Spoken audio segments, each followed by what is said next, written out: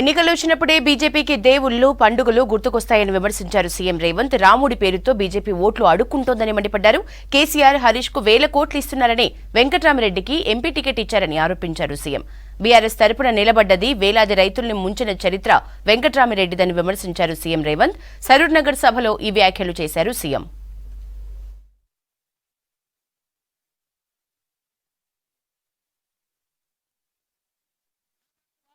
నియోజకవర్గానికి దేశ చరిత్రలోనే ఒక గొప్ప పేరు ఉన్నది. ఆనాడు దేశంలో జనతా పార్టీ విఫలమై, దేశ రాజకీయాలు అల్లకల్లోలమై, దేశంలో ప్రభుత్వమే లేని అరాచకం తాండవిస్తున్న సందర్భంగా శ్రీమతి ఇందిరాగాంధీ గారు 1980లో ఇదే మెదక్ పార్లమెంటు నుంచి ఎన్నికల బరిలో దిగి అత్యధిక మెజార్టీతో గెలిచి ఈ దేశానికి ప్రధానమంత్రిగా ఎన్నికైన సంగతి ఇక్కడున్న ప్రతి ఒక్క మెదకు బిడ్డకు తెలుసు.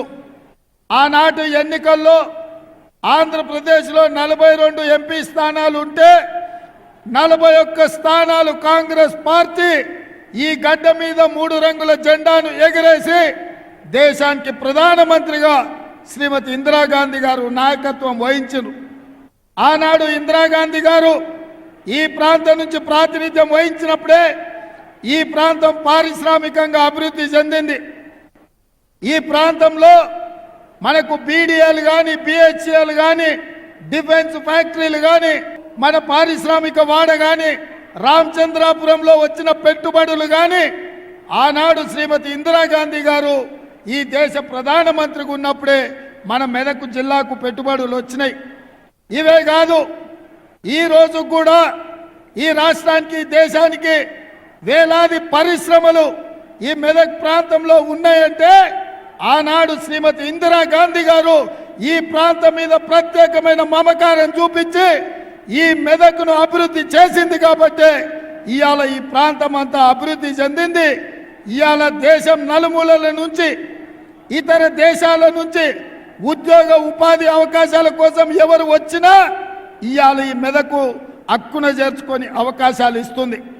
ఆనాడు ఇందిరాగాంధీ గారు ముష్కర్ల చేతిలో తుపాకీ తూటాలకు బలి అయినప్పుడు ఈ దేశ ప్రధానమంత్రిగా, మెదక్ పార్లమెంటు సభ్యురాలుగా వారి చివరి శ్వాస వరకు, ఆఖరి రక్తపు పట్టు వరకు మన గడ్డకు, మన ప్రాంతానికే ప్రాతినిధ్యం వహించిండ్రు.